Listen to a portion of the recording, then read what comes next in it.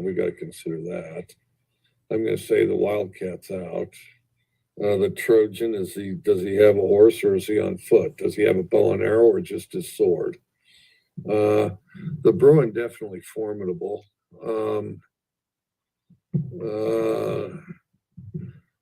Another bear up there at Cal. The tree, I imagine that tree's going to get chopped down. Unless we're going to go with the bird and somebody might get pecked or something. I don't know. And then the duck might lose interest and just fly away and get out of there, which may be good advice under the circumstances. The husky, no chance. The beaver, well, we'll see how long that beaver can hold his breath. The ute, again, we're back to, is he on horseback? Does he have a bow and arrow? Did he trade for a rifle? I mean, because if that ute's got a rifle, there's some definite problems. And then,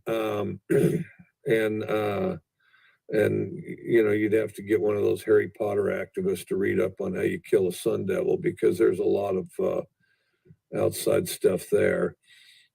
Just as far as a beast alone, a buffalo's going to be pretty hard to tangle with. I mean, a buffalo's utterly outstanding. Well, but Butch is going to have to be clear-minded and crafty. I mean, Butch will find a way. There's no question. The Cougar will find a way. Clear-minded and crafty, a combination of stay out of harm's way and attack when you get your chances or your openings. As coaches, we failed to get through to them.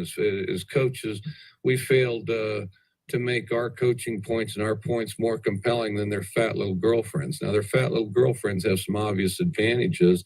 For one thing, their fat little girlfriends are telling them what they want to hear, which is how great you are and how easy it's going to be, and how we had a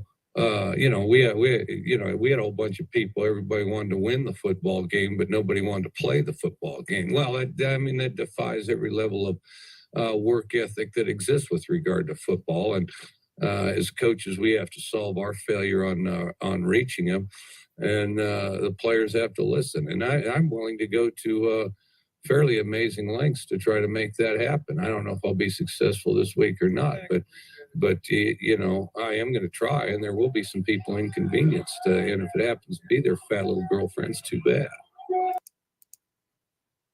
What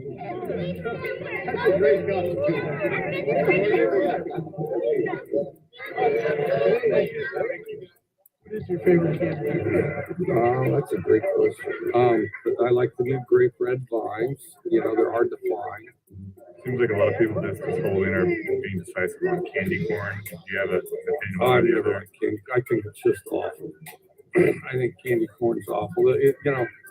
It's like fruitcake. There's a reason they only serve fruitcake once a year, because it's awful. There's a reason they only serve mint juleps once a year, because they're awful. And there's a reason they only serve candy corn once a year, because it's awful. Now, that does beg the question why they serve it all. But anyway, that's my opinion. Thank you. Oh, thank you. Thank you. I hope there's Bigfoot. I don't think there is. The reason I don't think there is is we found bones of dinosaurs and everything else, but we haven't found bones that I've heard of Bigfoot. Aliens, I suspect there is, and I don't know that they're little green men, and I don't know that they're specifically in our galaxy. Why wouldn't God build other Earths and other places? Why only this one? And even if you're an evolution guy and lightning striking mud and popping in, and then they say, well, the notion of God is far fetched. Oh, really? Striking mud and then light, sparking out of there, and then it going like that. Well, that's just such an obvious, easy path to follow. I don't know that they would, just be hostile mutants and the rest. They might look, remarkably like us, where it's style-wise or something they evolved a different direction. Maybe buildings, cars, different. Who knows? But I certainly wouldn't rule out I certainly wouldn't rule out life somewhere else other than just Earth, because, see, to me, that seems like a lot less of a stretch than the notion that, oh, we're the only one. We're the only one special enough that lightning struck a puddle of mud, or we're the only one special enough that God cares about enough to have life on this planet. See, I don't believe that. I mean, everybody wants to be special, but I don't think we're that special. So that's what I think. That's good. You have strong thoughts on weddings. I'm in the middle of planning one right now. Do you have any advice for me? Who are you marrying? His name is Trevor. Okay, yeah, well, I'll have to set up a meeting and I'll talk to him. Okay, so where's Trevor from? He's from Florida. What does Trevor do for a living? He works in sports as well. Covers football. He does what? He covers football as well. Really? Well, I don't know. We'll keep a close eye on it, but whatever you and Trevor decide, I would kind of keep it on the down low, which you failed to do that. Trevor was probably planning to, but you didn't. So go ahead and don't say anything else about it. But as soon as the season's over, or even an off week, go elope. Trust me on that. Go elope, because basically every female in the family is going to terrorize you guys until it's over. Once it's over, I mean, they'll be upset for a few days, but it'll be over, and then you cruise away, along, have a happy marriage, have a happy life. I'll pass along the message. Thanks, Coach. Congrats on the win. Trevor, unless he's crazy, is totally on my side. And trust me on this. If Trevor doesn't have the sense to do that, tell him to call me, because, I mean, he needs to do trust. I've told all my kids, I'll give you $10,000 extra if you elope. So far, they haven't done it, but I would, too. I'll have him call you for sure. All right. Just wanted to do that tribute for Coach Mike Leach. One of literally the most interesting / just coolest people out there. And, he will be missed. Unfortunately, passed of a tragic heart condition over the weekend. And just unfortunate to lose him. Which brings me into a personal experience. Just this past week, a family friend had a heart condition as well, and had a totally optional procedure to get done, and passed away very suddenly. And it just puts into perspective life and how quick and how fragile it can be. So I don't like to get too sentimental on this show, but just puts life into perspective a little bit. And so get out there and hug your family, hug your loved ones, go buy that and go on that vacation you wanted to go to, because life's too short. Life's too short. And but Mike Leach and people like him are giving us those quotes and doing some other things, are not just being a football coach, but a very cool, interesting person. That's what it's all about. So a tribute to Mike Leach, and also just recently lost Paul Silas, who was the head coach of the Cavs when LeBron James was drafted, and just too bad. So just wanted to put that tribute in and let everyone know that we were thinking about him. But just a wonderful, wonderful person and an excellent football coach that did a ton for the sport. And I just, as I was watching that, I read a quote from him that I had never seen before. And it said, "I don't know why guys are going to bars trying to find all these women." He's like, "Just go to Target." He's like, "It's a 10-to-1 guy to girl ratio, and they're buying shit they don't already need anyway." So, it's just a good stuff. So Mike Leach, one of the best to ever do it. And I had a bunch of buddies text me this morning, and, they were just sharing a bunch of Mike Leach videos and quotes and stuff like that. And so we already have it in the works. I think this Sunday we're going to record one for sometime over Christmas break, but we're going to do a podcast entitled "Coaches You'd Like to Have a Drink With." So I think that would be a good one. And I think Mike Leach will be on that list, no doubt, for sure. So just wanted to share that with you all. But let's get into the podcast we were planning on for today, and wanted to start by, basically just sharing the fact that Mount Union, first of all, don't worry about those slides.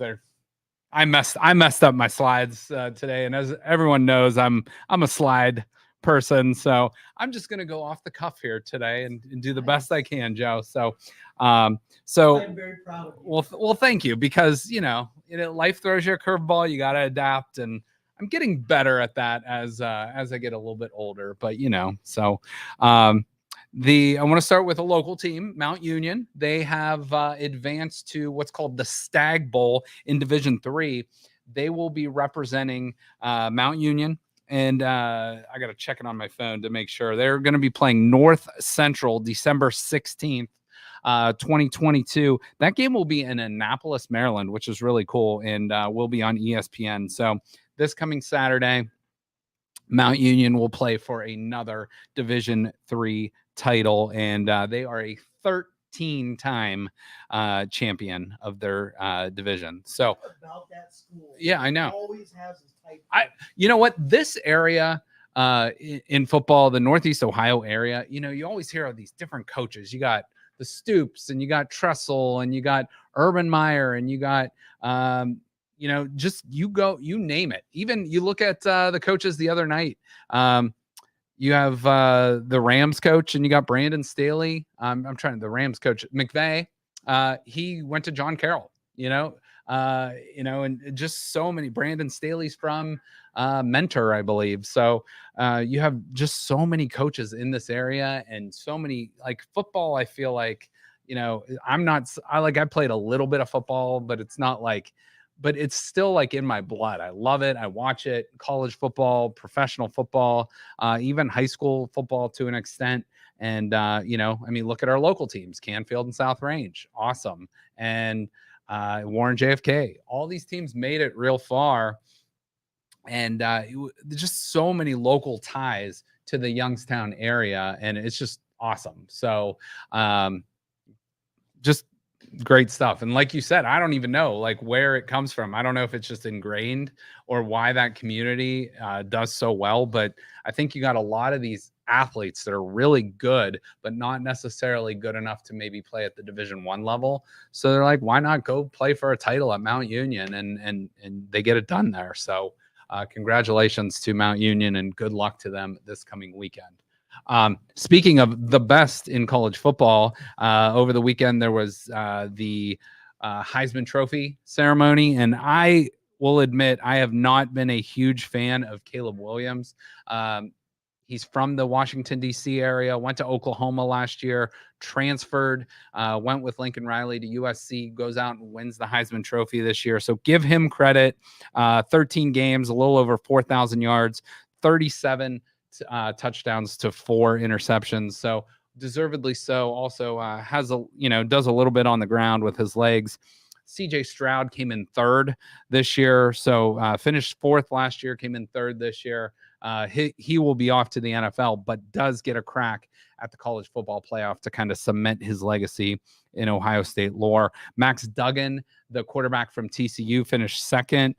Didn't have quite the impressive numbers, but led a TCU team that was picked, I believe, 7th preseason in the Big 12, and they will play Michigan in the college football playoff. And then Stetson Bennett, who I'm working on my Stetson Bennett impression, because just the name Stetson Bennett conjures up some images of the South, doesn't it? Of well, I'm Stetson, and I'm going to be down on my plantation, and I'm going to get these people and these damn Yankees from Ohio up north. I'm going to take them on and be victorious in the Peach Bowl for the Georgia Bulldogs. And, Whoa, so that was pretty good. I've been working on it, because every time I see Stetson Bennett, he looks like this buttoned up, very, very Southern person. He is, I believe, 25 or 26. And there was a cool little thing on the internet this weekend. It said Lamar Jackson and Stetson Bennett were in college at the same time. And Stetson Bennett, who is now in his 6th year of college, Lamar Jackson's like in his 4th or 5th year in the NFL. It's just amazing. But they're the same age. They're the same age. So just kind of crazy there. So What do you think about USC quarterbacks, by the way? well, I think for a long time they were really good. For a long time they were really good. Your Matt Leinerts and just on and on and on down the line there. They had a big lull there for a long time. They fizzled a Yeah, little. they struggled there for a long time. Matt Barkley was okay for a while. I think he's still in the NFL. But Carson Palmer before him was good. And they had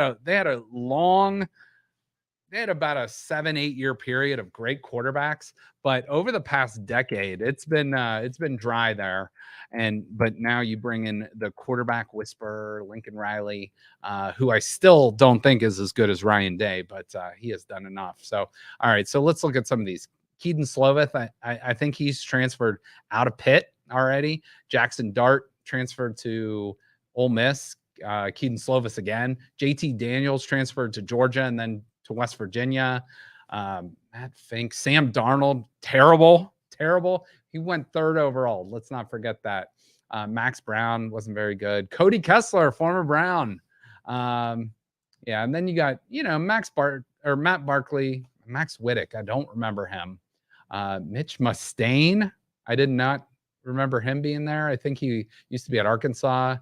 Aaron Corp, no idea. Mark Sanchez. I forgot about Mark Sanchez. He had a nice college career. Not a great NFL quarterback. John David Booty. There's another one. There's a good name for you. But pre Carson Palmer and post Matt Leinart, Mark Sanchez era, not kind of dry there. This rough spot, right? That's a big through the teens there. That was kind of and Sam Darnold was really thought highly of, but not. He hung out for a long time. He did. He did. Than I think his talent. I agreed, and it'll be interesting to see what Lincoln Riley does, because if you look at some of the best quarterbacks in college football, CJ Stroud is from out about 40 minutes outside of Los Angeles. I believe the quarterback from Utah is not too far from there. I think that DJ Uiagalelei from Clemson, who's now in the portal, is from that area. And and Bryce Young is from that area too. So, I mean, those are 3 really good college quarterbacks that from LA that just, didn't go to USC because of the situation there. So they missed out on a few. Smart thing. Yeah, no doubt. So so that's what happened. That's over the weekend. Now let's get into the Cleveland Browns. Because it's kind of an obligation on this show where we're based out of Youngstown. Joe and I are Browns fans. Joe, begrudgingly, I think, is a Browns fan, and me. A lot of times, I'm a regretful Browns fan. I love them, and I hate that I love them. Unfortunately, most of the time. But Joe, let me just ask you this: if you had to put, I'm looking up at one of our pictures up here, and there's a fire in the background. Who do you think should be on the hot seat with the Cleveland Browns? And I'll give you a few names, and you can throw out who. So you can't really put the owners on the hot seat because they own the team. They have to actually willingly sell the team.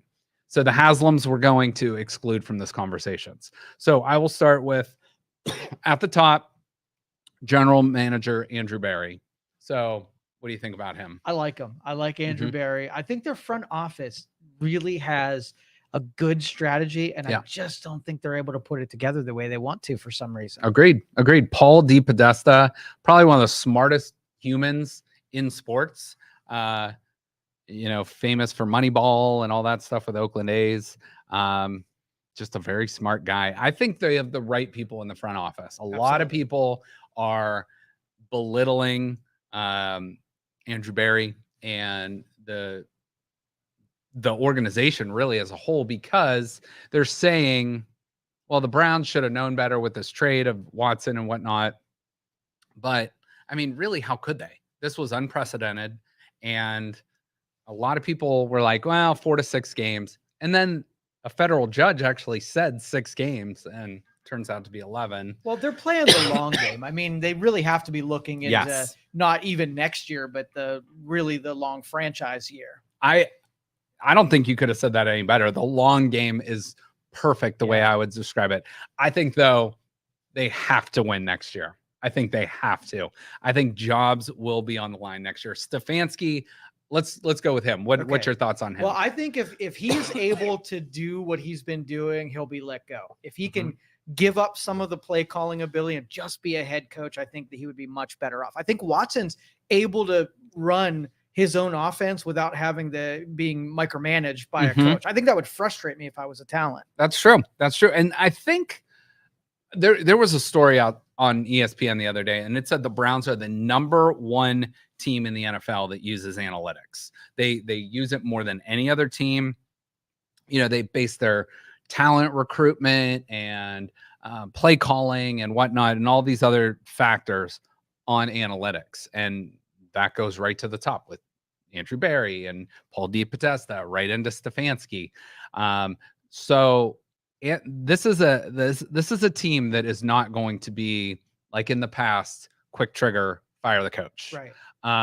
And I think that's a good thing because, like you said, I think playing the long game, consistency is key. When you're turning over a head coach every year, there's no continuity, and it hurts the players, frankly. So do you think, like, a lot of these fringe calls where, 4th and 1 and you could get a field goal or go for it, like analytics is probably govern that call more than Stefanski is, I'm assuming? Well, I think with analytics, the 4th down call is to go for it a lot of the time, or to go for the 7, because obviously one touchdown on extra point is still more than 2 field goals. So analytics, most of the time, as long as it's not like 4th and 8 or longer, it's probably going to say go for it. It makes more sense even if you get it 50% of the time and it's 4th and 3, it's like, well, that's still better to get 50% than both of those field goals going through. Right. But I think the one thing analytics doesn't factor in is feelings and mood and momentum, because I don't know, like I wasn't able to see the entire game on Sunday, but it felt to me they drove right down the field and they had the ball, and it would have been like a upper 30-yard field goal, lower 40-yard field goal. And it just kind of takes like the wind out of your sails when you go for it. And that play call looked like it could have worked, but they kind of got cute.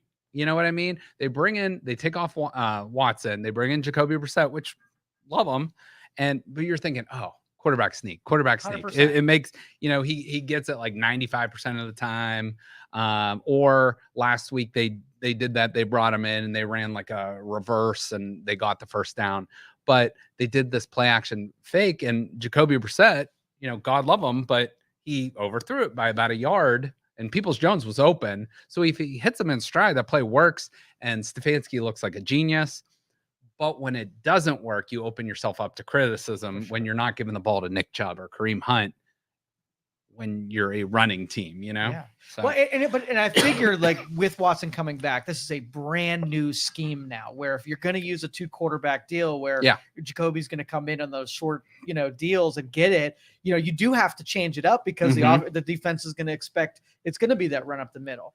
But if it's, they just started doing it, they got to get some time in where they make him so that he's not rusty coming off the bench because he hasn't played in 3 quarters. Exactly. Yeah. You're bringing in a cold quarterback that hasn't, and granted that was the first drive of the game, but even from warmups to whatnot, that's still like probably 20, 30 minutes. He hasn't thrown a football at the very minimum. And then you're expecting him to hit a 4th and 1 pass, with some defensive pressure up front coming at you. And I couldn't imagine the amount of jitters that we pull somebody getting cold and have a critical play that you have to pull off, or like the field goal where it comes down to win-loss on your kicker. Those 2 things, I don't know if my leg would work to kick that ball at all. Because you hear about these quarterbacks who say that in the beginning of the game, they're nervous and they got so much adrenaline that they have to settle themselves in. What do you pull about the guy that gets 1 down to get a first down? I know. You know what I mean? Yeah, I know. And so much of a game like that when the talent is very equal on the field is about feel. It's about momentum. It's about living in the moment. And again, I love the analytics side of football, but I think there's something to be said about just watching the game and are we feeling it right now? Do you want to just kick a field goal? Because I felt like we were chasing those points the rest of the game too. And there was a moment when it was 20 to 10 and be like, wow, that extra field goal would have, we would have played the game differently. And again, hindsight is 2020, or as Cam Newton says, hindsight's 50-50. That I love that quote, by the way. It's just excellent. But just I don't know. It's like when you're chasing points and you leave points on the field, and it's happened several times this year. Well, here's the thing, though. Like, I don't mind that, but you've got to figure out a way to make it successful more than 50% of the time. Exactly. I agree. And love analytics, but sometimes they will bite you in the ass. Mathematically, you bring in Brissett, a run up the middle versus a pass. Which do you think a jittery single down quarterback has a better shot at? I think, even if they know it's coming. Right. Well, I think that play is all or nothing, because you're either going to hit him in stride and it's a touchdown, you look like a genius, but there's so many things that could go wrong. You could fumble the snap. You could overthrow it like he did. You could underthrow it. It could be intercepted. It could be incomplete. You could get sacked, whatever it might be. There's a lot of things that are factored in. And I'm sure, those people are way smarter than I am about football and scheme and whatnot. But when so many fans are clamoring for just give Nick Chubb the damn ball, it's like you take your chances. And has Nick Chubb been stopped before? Yeah, he has. But I like our chances there a little bit better. And like I said, you don't want to get too cute in certain situations, and especially a game like that when it's must win. And I get it. I get that play call, and I don't want to criticize him too much for that, because he is trying to win the game. He's trying to win, but trying to win the game sometimes prevents you from winning the game. And I put something out there on Twitter the other day, and it was a timestamp of the Jets game. So the Browns were 1-0. There was a minute and 30 seconds left on the clock, and the Jets have the ball on their own 34-yard line, and they won that game. Down 13, 66 yards to go. Whatever down it was, no timeouts, all that kind of stuff, and they won that game. To me, it's like we could factor in a lot of things, but that's at that point when that season really started to go downhill. And now when, there was even 3 games ago, there were lots of fans that were calling for the defensive coordinator. Yes. And then they come back and almost win the entire game the very next week. And I haven't heard much to say about firing the defensive coordinator. So what changed there? All right. Well, I still don't think a ton has changed. I still think there is a large portion of the fan base that wants Joe Woods gone. I would still not have him on the hottest seat. How about let's go to the special teams coordinator. I skipped right ahead. No. That's I need to get to both of them. So let's start with Mike Prefer. He is their special teams coordinator. And again, you do your job as a coach and to try to put your guys or girls or whatever it might be in the best position possible to succeed. Right. At the end of the day, it's those players that need to execute. If you're putting them in a bad situation, that's on you as a coach. If you're putting them in the right situation and they're not doing what they're supposed to, it's on the players, but it also falls back on the coach. So sometimes you're in a no-win situation, but I feel like with the special teams this year, they haven't been very special at all. No.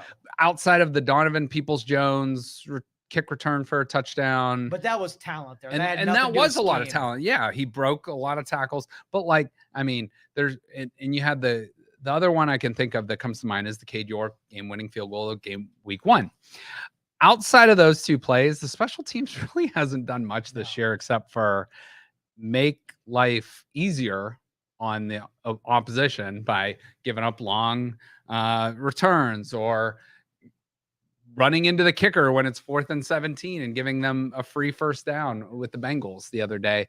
It's just really frustrating that another thing with the Browns is teams that win figure out ways to win. Teams that lose figure out ways to lose. Now, you had mentioned too, like no one was clamoring for the defensive coordinator in the Tampa Bay game because they did their job. But it's like, doesn't it feel like, and this is maybe you or me or whoever out there, but doesn't it feel like when the offense is doing their job, the defense isn't?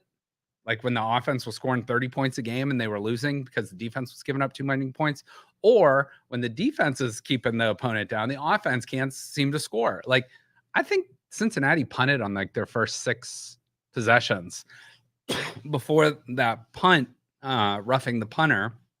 And then basically 9,000 yellow flags. I think there was like 98 yards of penalties in the first half or something. It was ridiculous. So it's like you're basically gifting them their first touchdown. And so outside of that, they scored 16 points. If you tell me you held the Bengals to 23 points, I'd say there's better than a 50% chance you're winning that game. But it was just like the offense and Watson, again, I know people want to criticize him and, don't like the person he is. He actually played pretty well. Yeah. Donovan Peoples-Jones played pretty well in that game. And Njoku played pretty well. But the offensive line has struggled lately. Right. And Nick Chubb couldn't run the ball well because of that offensive line. And it's just like when one thing's going well, like the only game I can think of that they played as a complete team this entire year is that first Bengals game. They played great in all 3 aspects of the game. Maybe that Pittsburgh game, the first game too. But, outside of that, it's like the offense has either been good and the defense has been bad or flip it. And it's like, and special teams has been bad all year. Yeah. So it's just a major factor. So I don't know what it is with so this if team. That's your question, then special teams has my lever to put it down. And I think Mike Prefer has got to be on the hottest seat. All right, Joe Woods, your thoughts? Yeah, I think he's a talented dude. I think that, he struggled in the beginning of the year and he came back and showed that he can add some discipline. Penalties on both sides of the ball have been absolutely terrible. So he needs discipline. So he would be after special teams, defense would still be on the hot seat. Okay. Yeah, I agree. I don't know if I'm ready to fire him quite yet. But I think you almost maybe need a different voice in the room at some point too, when guys have heard the same voice for 3 years and maybe they're not improving. And maybe we over-evaluated the talent on the defensive side of the ball. I don't know. Myles Garrett's great. We know that. They're going to keep Denzel Ward. He's great. Greg Newsome, solid. But there's a lot of players on this defense that are probably not going to be around next year, that are maybe overvalued or just not doing their jobs.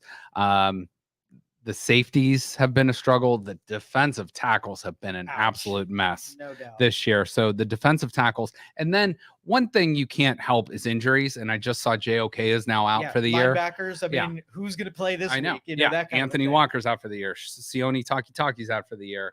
JOK now is out for the year. I think there's one other guy I'm missing that's out for the year now. And it's just been an unfortunate turn of events. And so you don't even know going into a next season what that part of the field even looked like this year. Sure, talented people, but how do you coach a different person in that spot every day? Exactly. So let me just ask it this way: if you got to put money on it, let's put some fake money on the line.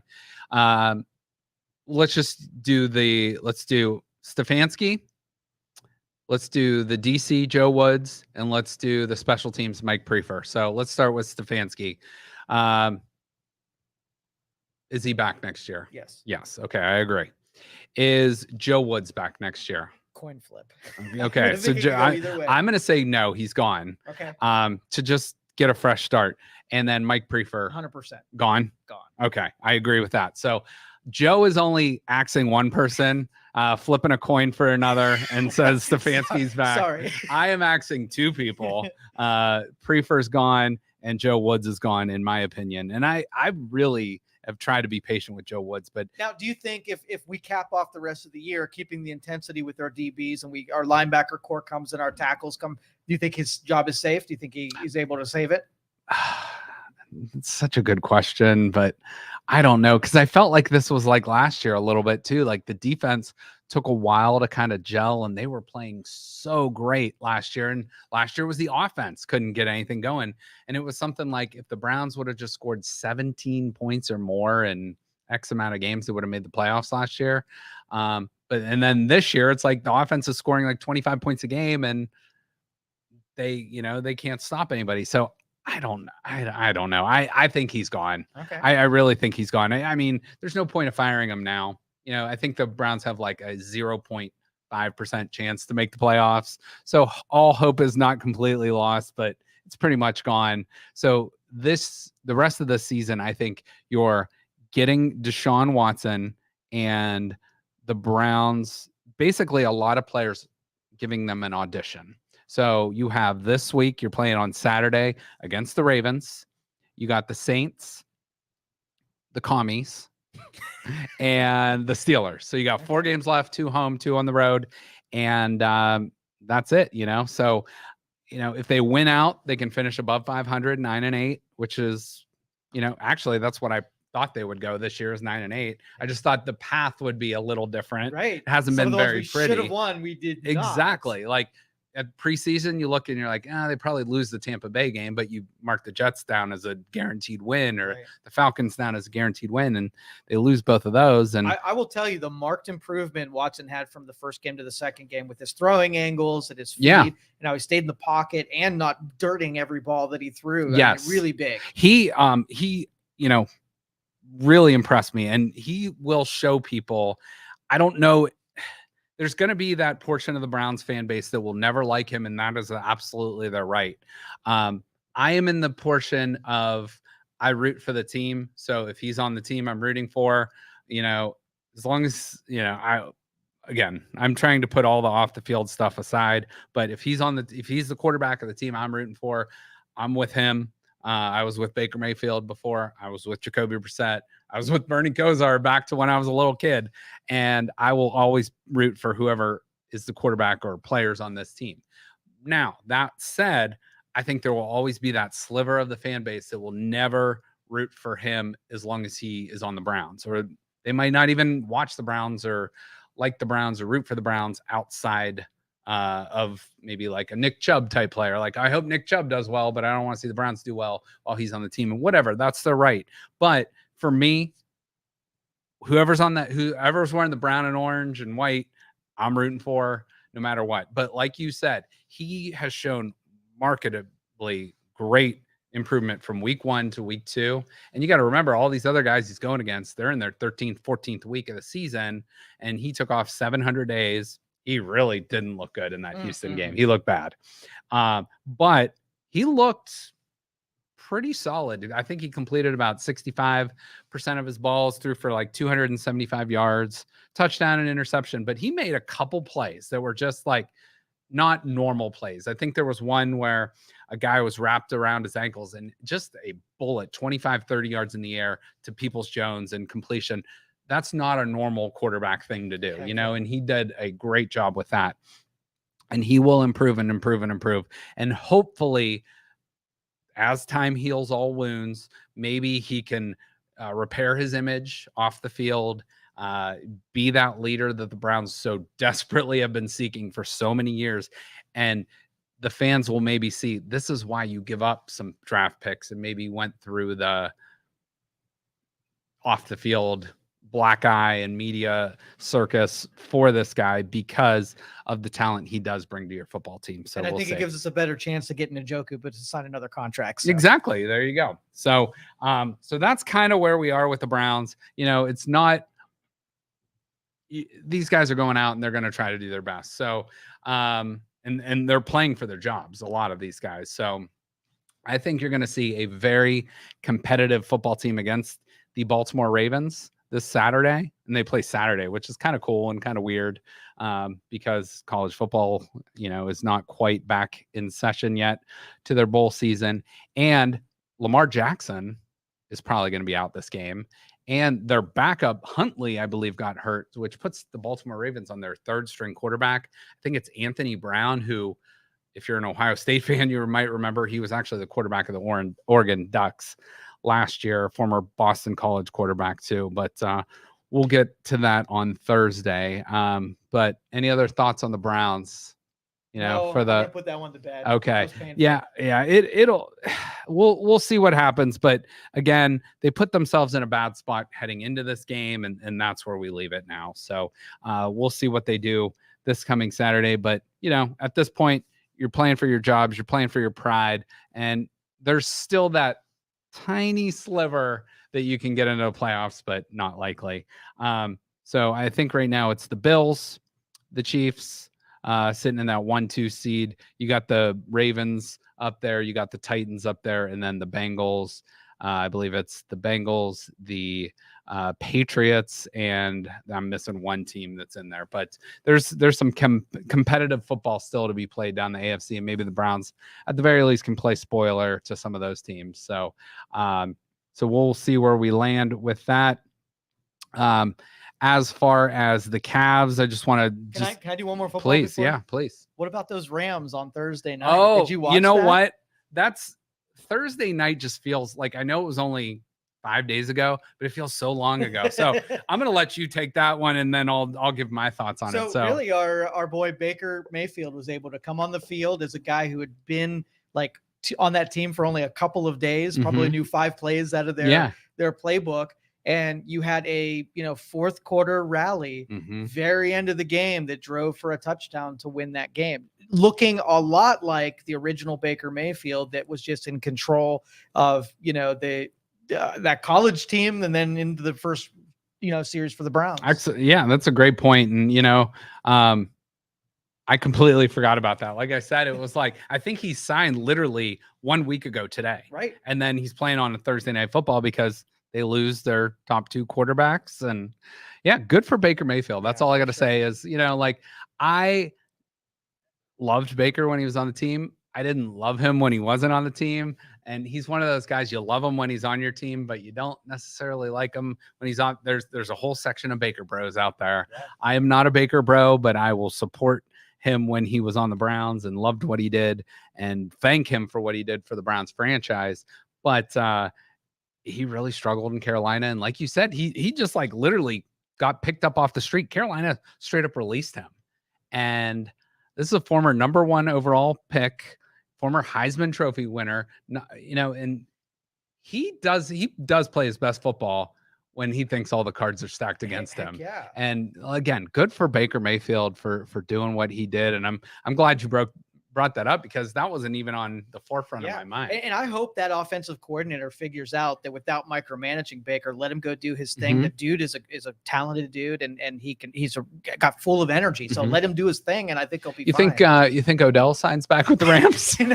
That's a good question, because not long after that, Odell said, I'd play in the playoffs, but he wasn't talking about the Rams. That's for sure. The Rams, I think, are 4-8, and not headed, maybe one of the worst Super Bowl champions to return to the field the following year. So, but good for Baker, and maybe he'll get to play out the string. And I don't think he's obviously not going to be the Rams starter next year. That's Matthew Stafford's job, but maybe in the future, maybe he bought himself another contract next year, whether it's a team that, is searching for a quarterback. He's not going to be this come right in and start kind of guy where you're going to throw all this money at, but he could be that, really good backup quarterback, or he could be that serviceable starting quarterback for a team that's maybe on the fringe. So, so good for Baker, and, hopefully it all works out for him.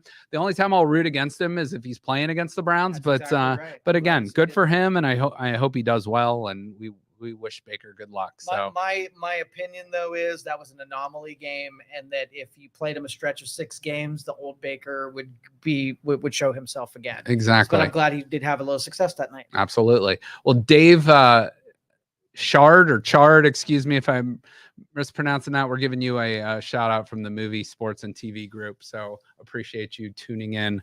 And again, we appreciate you all watching, and appreciate you following. Make sure to follow Youngstown Studio and the 330 Sports Show across our social media networks.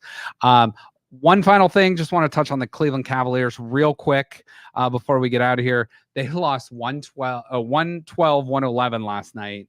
They're still 17-10 for the season. They were down like 15 points, I think, going into the fourth. But the Spurs, who were on 11-game losing streak, but have now won 3 in a row.